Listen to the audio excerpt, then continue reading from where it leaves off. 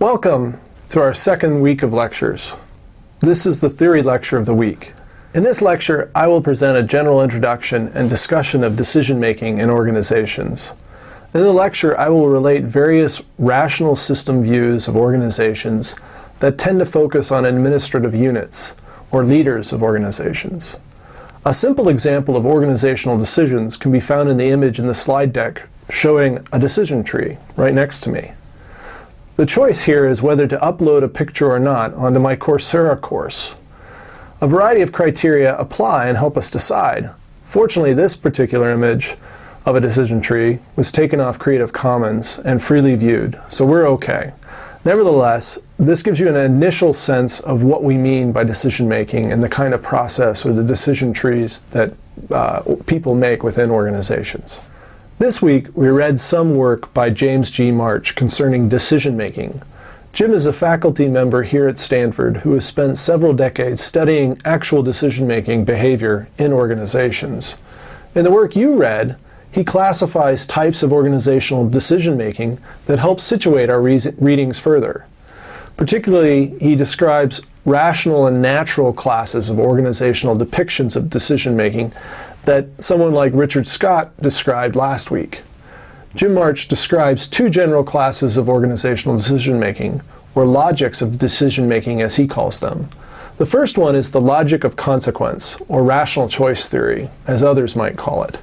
The second one is the logic of appropriateness, what Graham Allison might call organizational process models, others might call cultural models and sense-making of organization models, and so forth. The core distinction between these logics is that one is concerned with choices and instrumental efforts, and the other one is concerned with rule following and interpretive activity. Both are intentional forms of behavior. The former entails means-end rational action, and the latter entails value rationality or duty-driven behavior. As such, the latter is more like Kant's categorical imperative. Value rationality contends that regardless of the cost, or without attention to them, we often make decisions. The rational actor model is essentially a model that follows the logic of consequence. The general theory is based on four aspects. If you know these four aspects, you can apply them readily in your papers. For the rational actor approach, the first aspect is knowing your alternatives. What are the options here in front of you? Second, it's important to know the consequences of these alternatives. What happens if I take an option? Third, you have ordered preferences or ranked goals and objectives in terms of greater or lesser value. The fourth aspect of a rational decision process, or the logic of consequence, concerns using a decision rule or a choice process, also known as an inference pattern in Graham Allison. Here, the choice process is a rule by which an alternative is selected on the basis of its consequence for preferences or our goals. Two decision rules are commonly discussed and reflect different notions of a rational actor.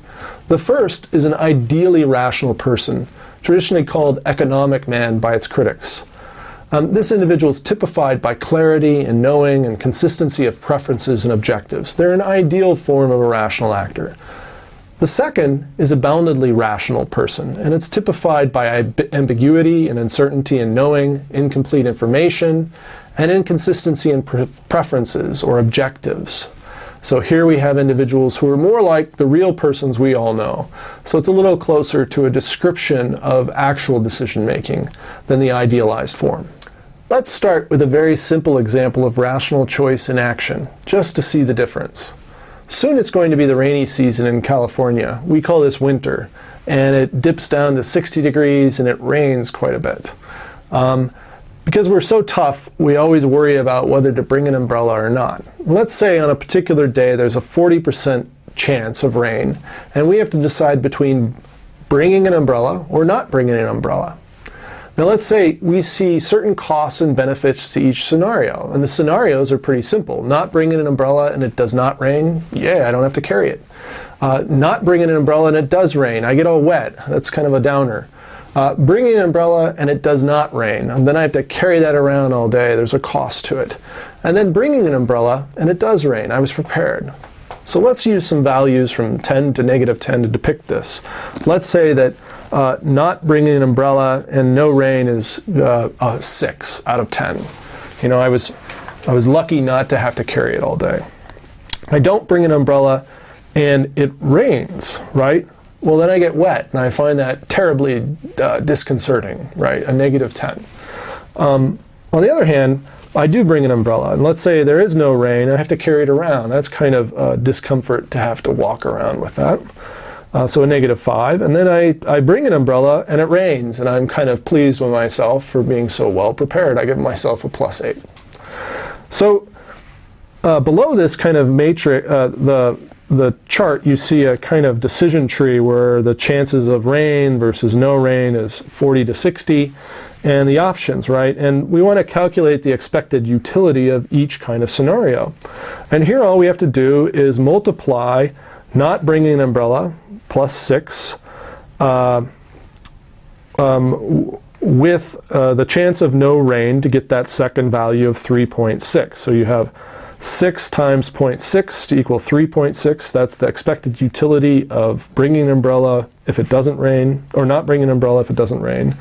But if I don't bring an umbrella and it rains, is negative 10 times 0.4, which is negative 0.4. And if I add those two together, I get the net expected utility of not bringing an umbrella, which is negative 0.4.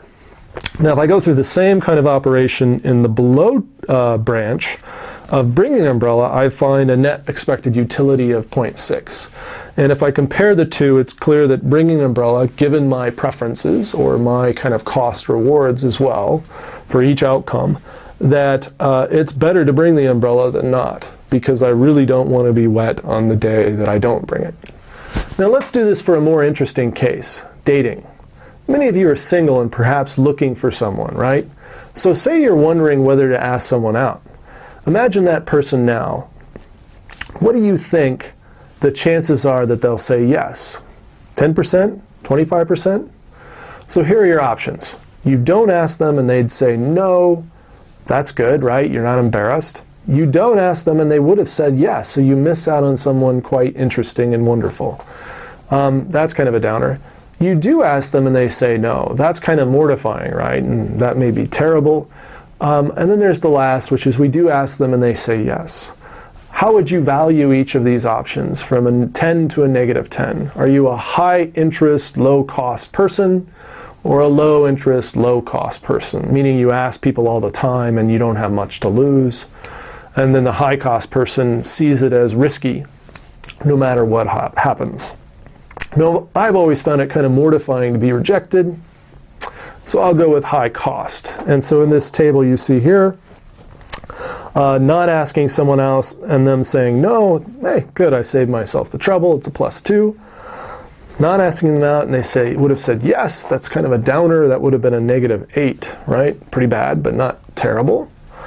But then asking them out and them saying no is just awful. I feel miserable over that. So a -10, and then me asking them out and them saying yes is a +10. That's just couldn't be better, right? Best of all worlds right there. So if we go through the decision tree again and we try to predict the net utility of each option of asking someone out or not, we find that if we go through the math again like before, you take don't ask out and getting a yes at -8 times the probability of 0.10 occurrence that they say yes is a -0.8 expected utility. And then the opposite of don't asking them out and they reject you, it's a positive utility of 1.8. So we have a net expected utility of not asking people out of 1. And then if we actually ask people out, given the risks and the probability that they will say no and that we would be mortified, we have a net expected utility of -8. And so that's pretty severe, so of course we just avoid the whole effort altogether. So that gives you two examples of very simple decision trees that people make in terms of kind of common decisions, but you can extend this to organizations, and there are kinds of decisions as well, and the kinds of options, particularly like if we do this, then someone else has a probability of reacting in a certain way, right? Much like the Cuban Missile Crisis example would show if we could attribute certain numbers to it. Now clearly, there is a ton of ambiguity here. Weather reports aren't that accurate. Plus, I really have little good evidence to go on to decide if someone might be receptive to being asked out or not. Thus far, the rational actor model is an idealized model that assumes Herculean abilities of decision makers. In reality, most of us are boundedly rational. We are unclear on our preferences, our goals. We have vague notions of information. We only have probabilities of vague probabilities or ranges of probability in terms of what we think others will do. So, this leads us to the next question about ambiguity.